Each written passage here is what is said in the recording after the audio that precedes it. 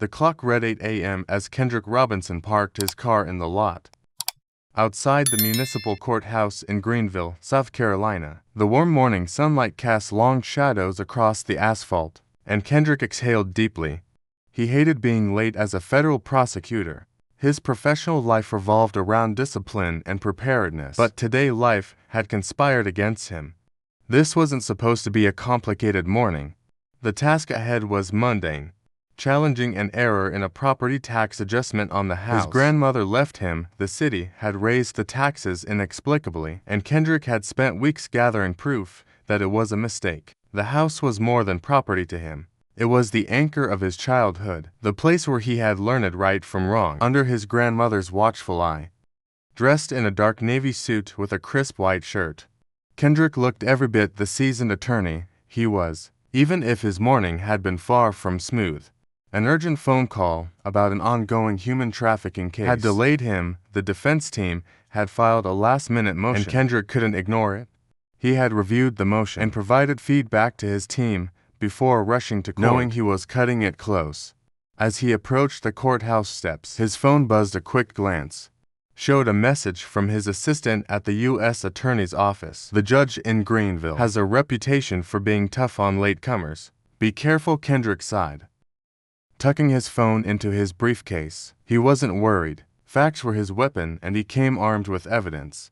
But something in the message lingered. He shook it off as he stepped into the cool interior of the courthouse. The municipal court wasn't like the federal courts, where Kendrick spent most of his days. The walls were a dull beige, the seats scuffed from decades of use. The air smelled faintly of coffee and old paper. Despite its worn appearance, the place buzzed with activity. People shuffled in and out, clutching stacks of documents, faces etched with anxiety over parking tickets, minor disputes, and other small claims. Kendrick checked his watch. 8 a.m., 10 minutes to spare. Barely enough time to find the correct courtroom. He followed the signs down a narrow hallway, passing people speaking in hushed tones. Room 204. Judge Charles Whitman was etched in brass on the door. Kendrick adjusted his tie and stepped inside. The courtroom was already filling with people. Kendrick found a spot near the back and sat down, flipping open his folder to review his evidence. As he scanned his notes, he noticed the judge entering the room. Judge Charles Whitman, a tall man with a silver mane and piercing blue eyes, commanded attention without saying a word. His reputation as a no-nonsense figure was evident in the way he scanned the room, his sharp gaze missing nothing. "All rise," the bailiff announced. The room shuffled to its feet. Kendrick joined in, his posture straight. As the judge settled into his chair, Kendrick noticed the stark silence that followed. Judge Whitman began calling cases one by one, with mechanical efficiency, his tone crisp and detached. Kendrick watched closely. A middle-aged man in a suit, arriving a few minutes late, shuffled into the room unnoticed. Moments later, a young woman in casual clothes slipped in and took a seat. Neither received so much as a glance from the judge. Kendrick made a mental note, but focused on his own case. Finally, at 9 a.m., Kendrick heard his name called. He gathered his folder and made his way to the podium, projecting calm despite the slight delay.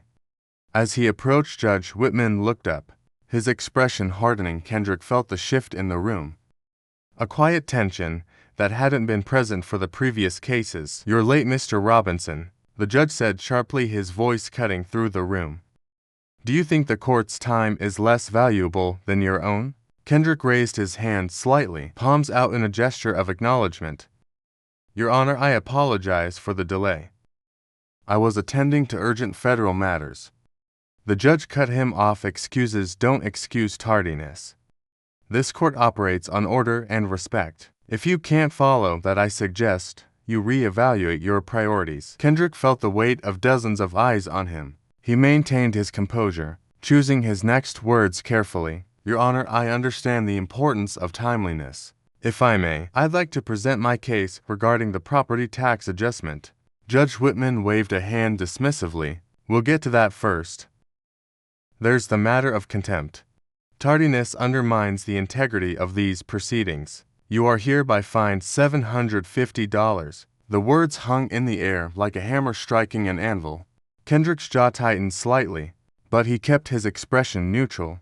Around him murmurs rippled through the room.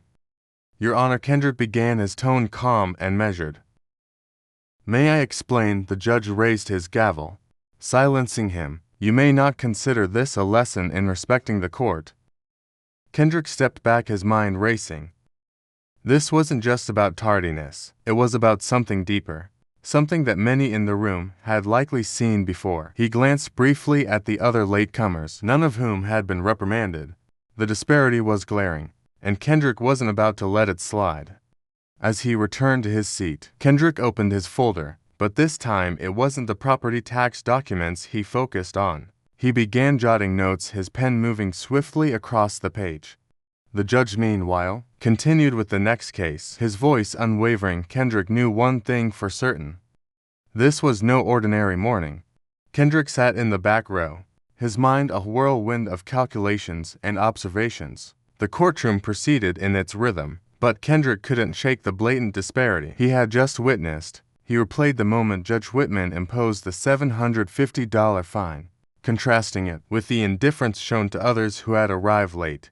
The young woman who had slipped in earlier sat near the front, scrolling on her phone untouched by reprimand. A man in a gray blazer, now presenting his case, had clearly walked in after the judge began, yet the gavel's hour had been reserved solely for Kendrick. This wasn't an isolated moment, it was a pattern Kendrick could recognize as plainly as the documents in his briefcase. He turned to his legal instincts, assessing the situation with precision. A fine this steep for tardiness in municipal court was extreme, even punitive. He noted the expressions of those around him. A mix of disbelief, discomfort, and curiosity. Kendrick could tell that others in the room were thinking the same thing, but no one dared to speak. "Next case," Judge Whitman announced. Kendrick's name echoed in the room again. He stood his stride, calm and deliberate. As he returned to the podium, the judge fixed him with the same piercing gaze, as if daring him to falter. Kendrick began, "Your Honor, I have here documentation regarding the erroneous property tax adjustment. The property has been in my family for decades, and these adjustments do not align with the city's assessed values." He placed the folder on the podium, opening it to reveal neatly organized documents and photographs. He gestured toward a specific page. "This shows the original tax assessment, which remained consistent for 5 years. The new adjustment, however, reflects a 30% increase without proper notification or explanation." Judge Whitman leaned back in his chair, exuding an air of disinterest. "I'll review it in due time. Mr. Robinson, however, your tardiness this morning is a matter we cannot overlook. Do you truly believe that the urgency of your federal responsibility justifies disrespecting this court?" Kendrick's composure remained intact. "Your Honor, I mean no disrespect. My delay was due to a federal case involving human trafficking, a matter I believe we all agree requires immediate attention." The judge's eyes narrowed slightly, but his tone didn't waver. "Your priorities, however noble, do not excuse breaking the rules. Court procedures exist for a reason." It wasn't the words themselves that struck Kendrick, it was the unspoken tone of dismissal, the implicit message that his explanation wasn't good enough. His professional achievements, his character, even his effort to respect the system, none of it mattered in this room.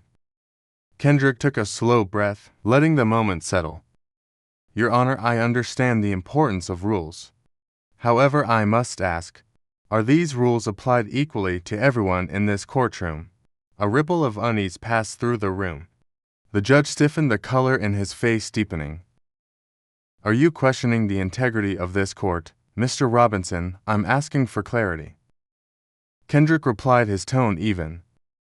"It's important to ensure that fairness is upheld, not just for myself, but for everyone here." The judge's gavel came down sharply. "I will not tolerate accusations against this court. Your fine stands." Kendrick inclined his head slightly, his expression unreadable. "Thank you, Your Honor." He returned to his seat, feeling the weight of the courtroom's eyes on him. He could sense the quiet admiration of some, and the trepidation of others.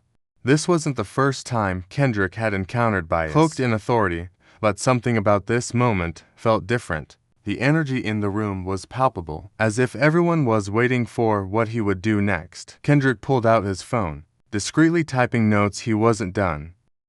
Not by a long shot. He made a quiet decision then and there. This situation wouldn't end here. The courtroom continued its routine, but Kendrick's presence had already shifted the atmosphere. Others noticed it too. An older black man sitting 2 rows ahead turned slightly, offering Kendrick a brief, knowing glance. The court clerk, her fingers flying over the keyboard, occasionally hesitated, her discomfort visible. When the session ended, Kendrick lingered for a moment as people filed out. He observed the way they carried the unspoken weight of what had transpired. A young law student sitting in the corner scribbled furiously in her notebook, her expression one of awe and determination. Kendrick left the courtroom with his briefcase in hand, his thoughts already forming a plan. This was no longer about a property tax adjustment or even the fine. This was about something much larger, something he couldn't ignore.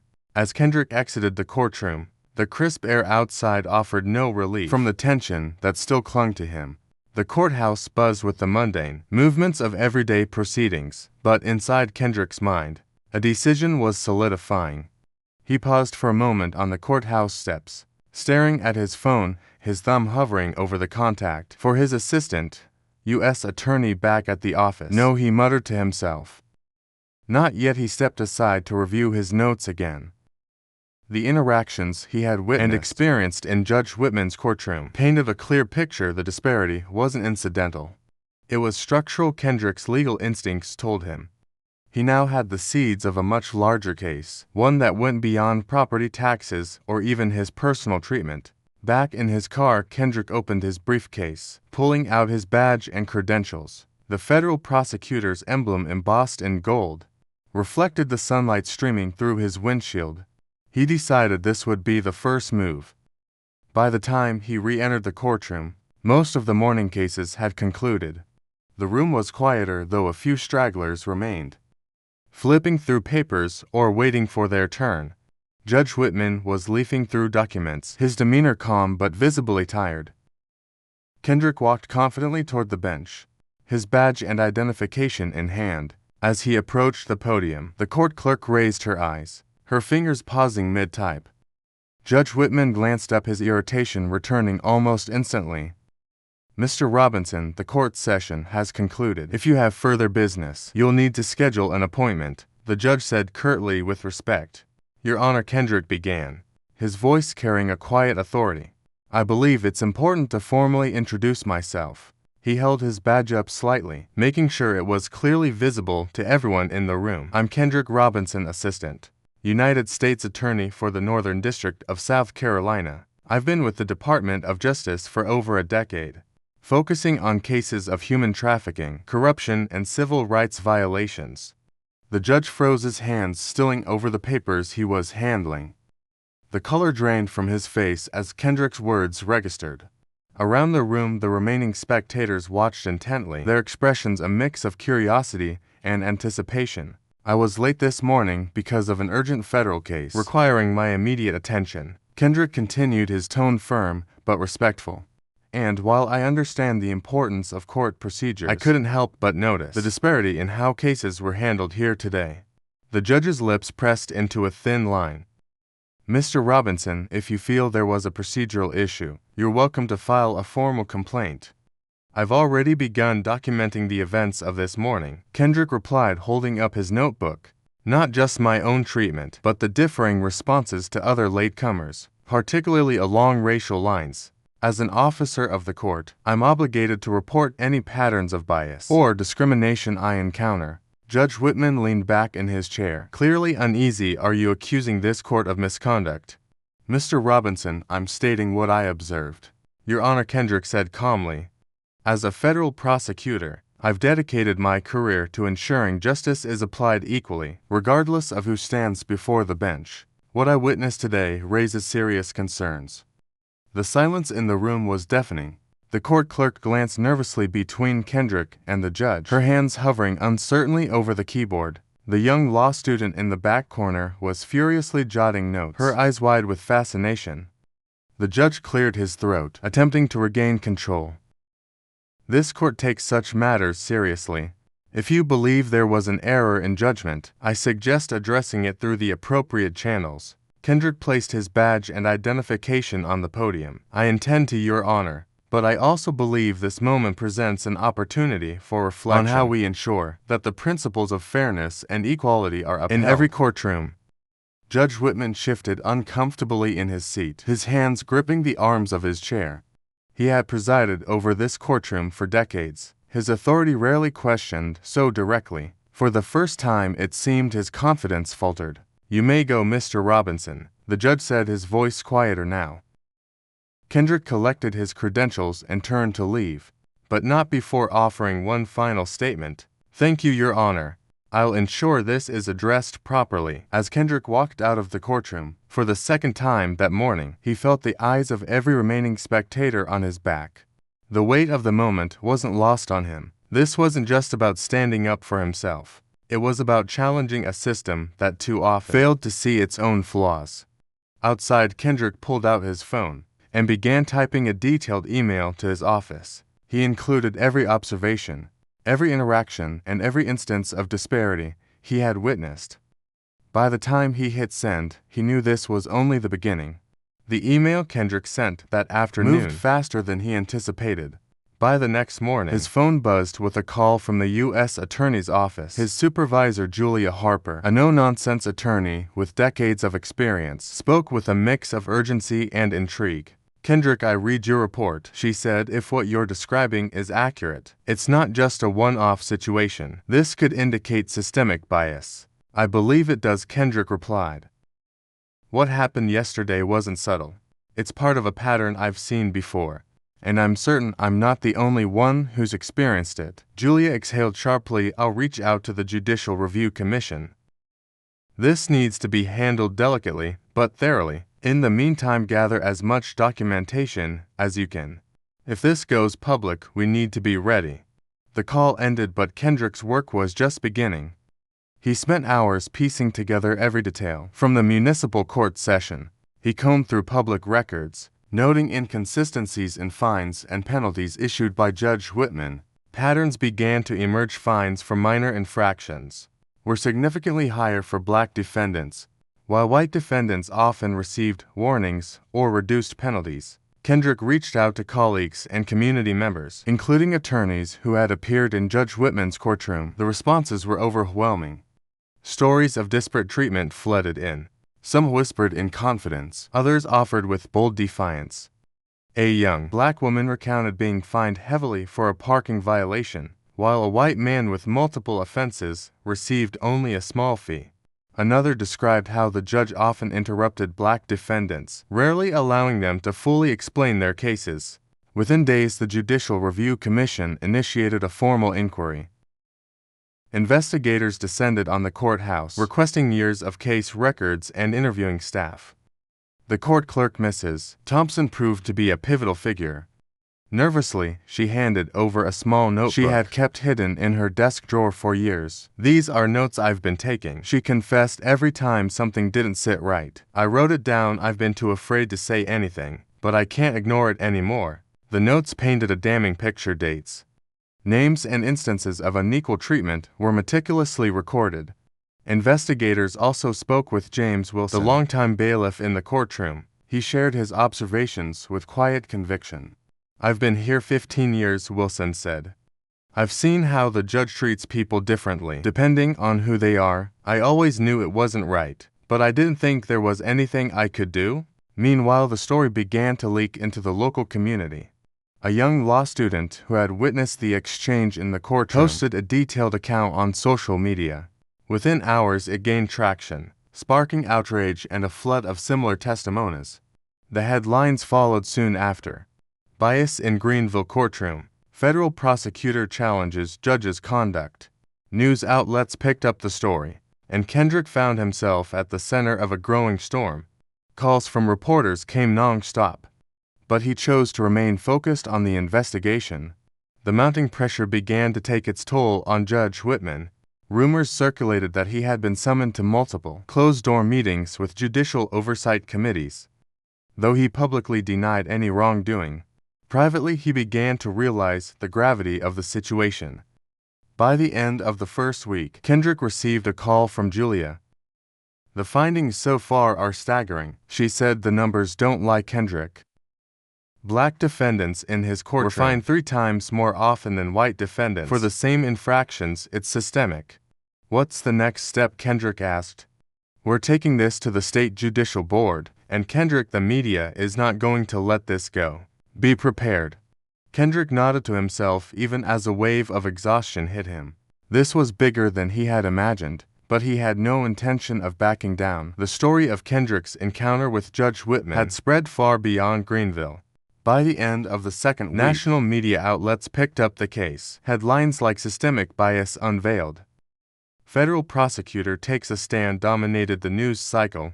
Social media hashtags, such as #EqualJusticeNow and #bias in the courts, trended for days, with thousands of people sharing their own experiences of courtroom discrimination. Kendrick remained focused, working with the Judicial Review Commission to consolidate evidence. The findings were devastating. Over the past 5 years, Judge Whitman had fined black defendants an average of 300% more than white defendants for similar offenses. Late arrivals from white defendants often went unmentioned, while black defendants faced reprimands or steep fines. Even requests for leniency, such as payment plans, were disproportionately denied to minority defendants. The evidence wasn't just statistical, it was deeply human. Former defendants came forward, some publicly, others anonymously, to share their stories. A black mother recounted being fined $500 for contesting a minor zoning issue, despite presenting clear evidence that the city was at fault. A young man described how the judge had humiliated him in court, questioning his work ethic, only to dismiss a similar case from a white defendant minutes later. Local activist groups joined the fray, organizing rallies and calling for accountability.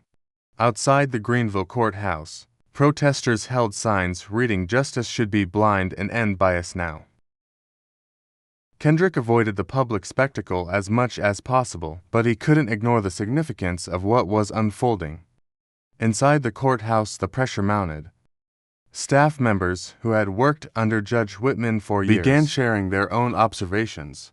Mrs. Thompson, the clerk, became a key figure in the investigation. Her detailed notes, combined with court records, painted a comprehensive picture of bias that spanned decades.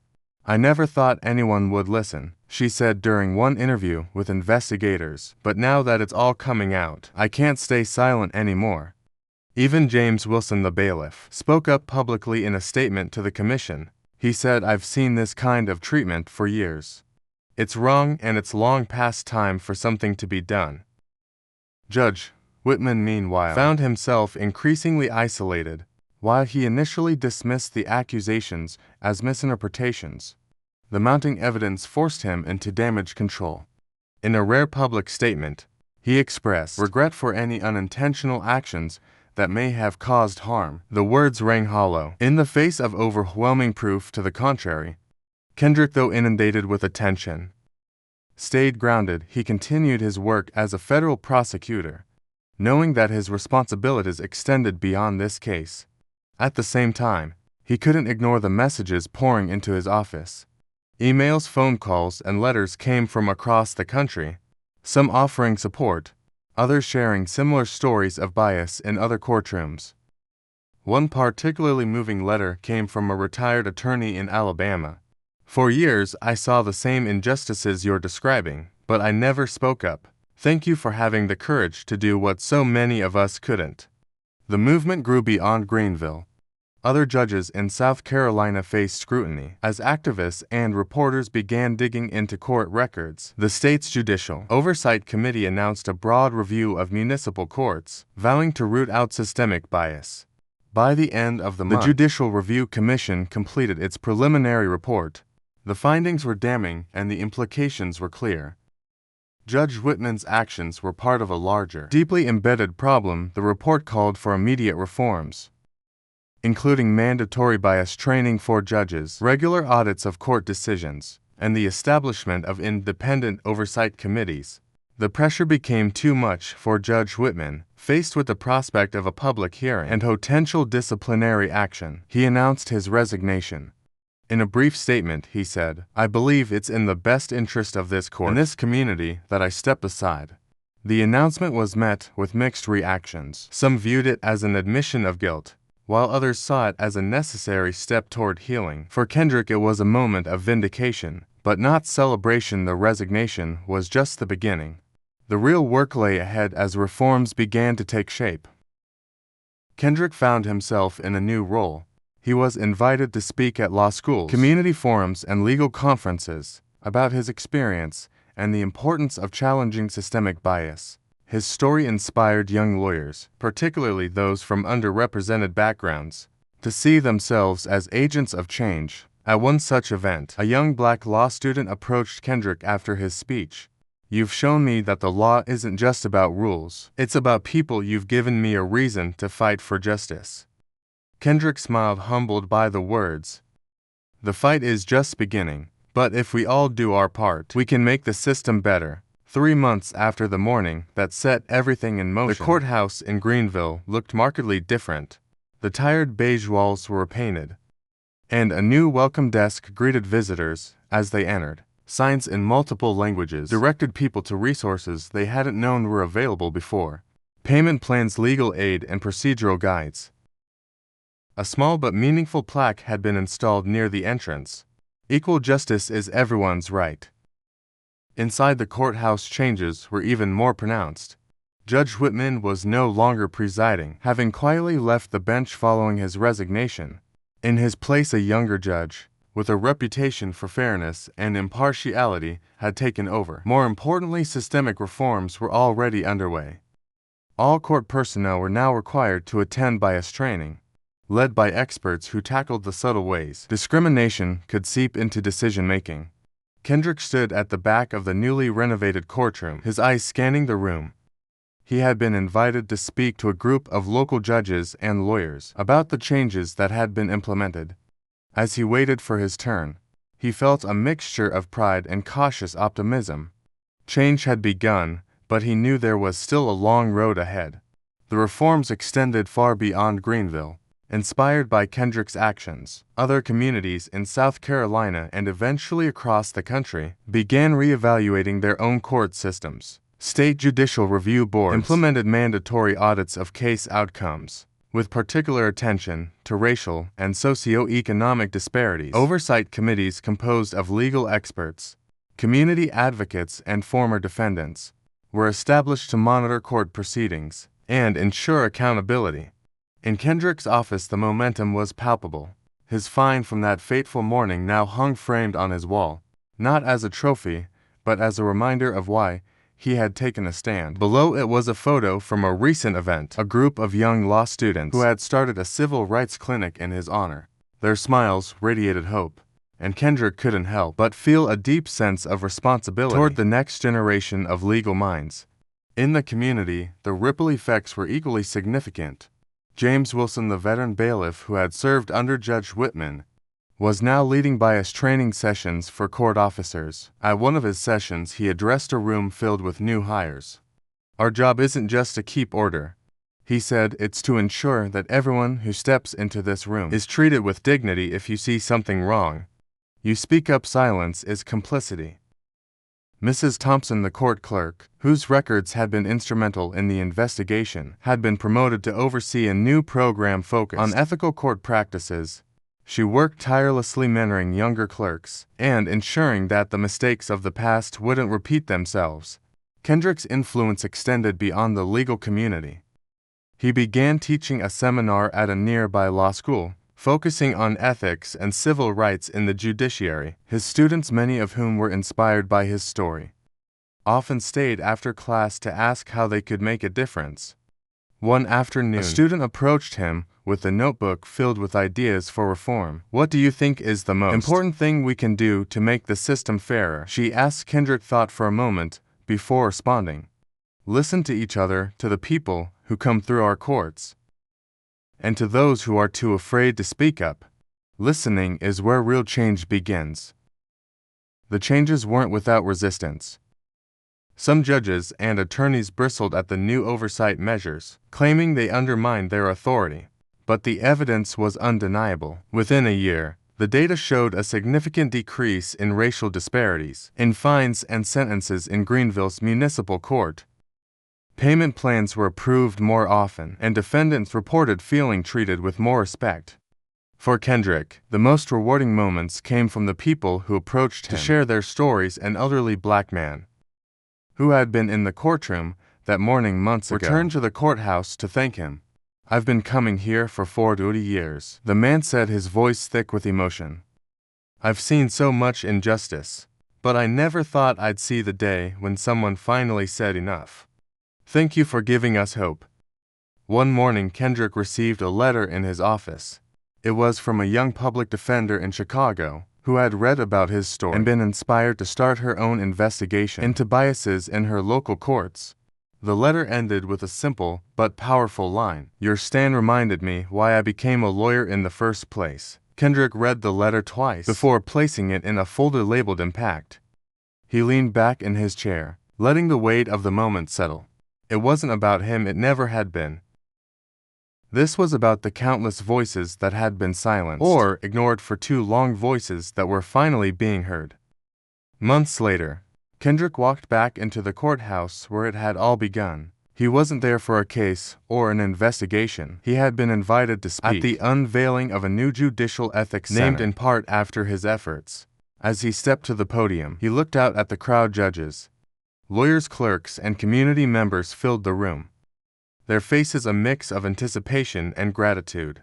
"Justice isn't just about laws," Kendrick began. "It's about how we treat the people who come into our courtrooms. It's about fairness, dignity, and respect. And it's about ensuring that every person, no matter who they are, knows that they matter." The applause was thunderous, but Kendrick's focus was on the faces in the crowd. He saw hope, determination, and the beginnings of real change. And he knew that while the work was far from over, this was a step in the right direction.